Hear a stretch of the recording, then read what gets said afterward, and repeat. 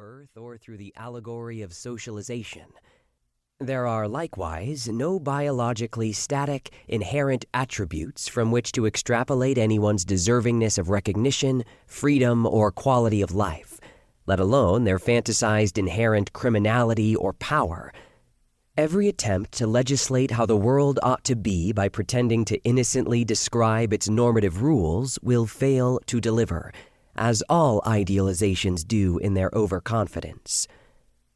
This book is critical in its procedures of analysis, but it is also, crucially, empiristic in its reliance on the evidence of the past. The present era of screeching moral panic, frothing authoritarianism, and endless crisis in the capitalist system has been unkind to us all. Lately, I've reflected on how brittle I've become, at least by some measures.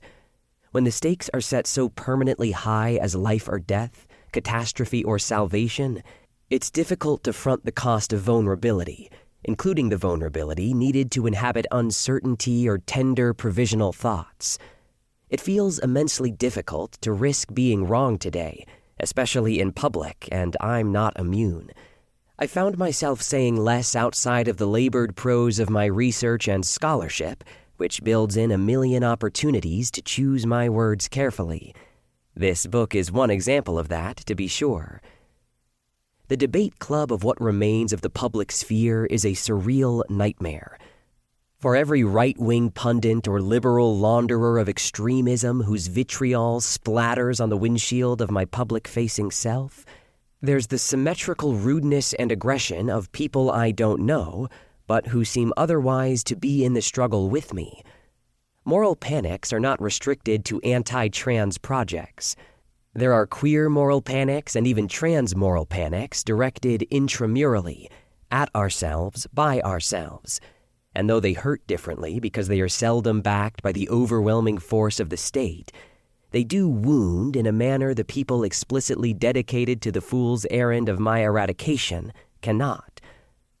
Frustrated and exhausted by pervasive bad faith, lately I've found myself saying less that I'm not absolutely sure of.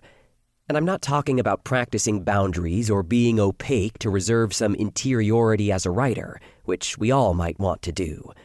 I mean something that mixes self-censorship through silence with the arterial hardening that comes from a lifetime of being let down, by racism as much as by homophobia and trans misogyny.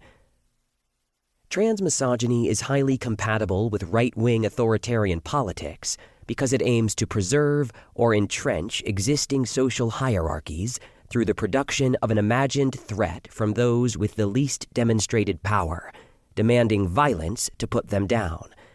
However, it would be a mistake to think this means liberal or left politics are immune or even less amenable to wielding its power. Trans misogyny is a rare point of consensus across any proverbial spectrum, be it of politics, identity, or desire. I hope that the meticulous approach to this book, which aims to provide overwhelming evidence as a resource to you, also moves you in a different way.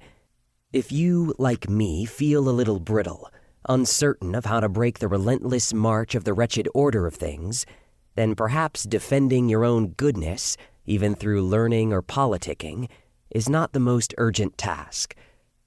Trans misogyny functions less as anyone's personal failure than something like the weather.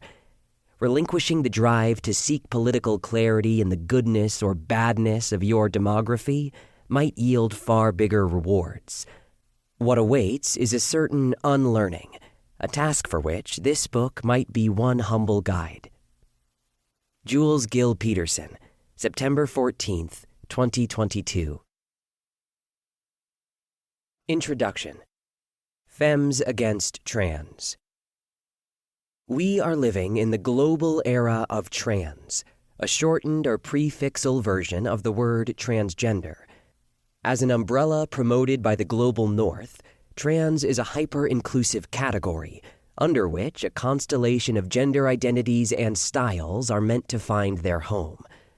As a prefix, trans is also kind of a boundary-crossing energy, a refusal to be contained by binaries, and attachable to nearly anything, not just people around the world in countless cultures and languages, but also animals, molecules.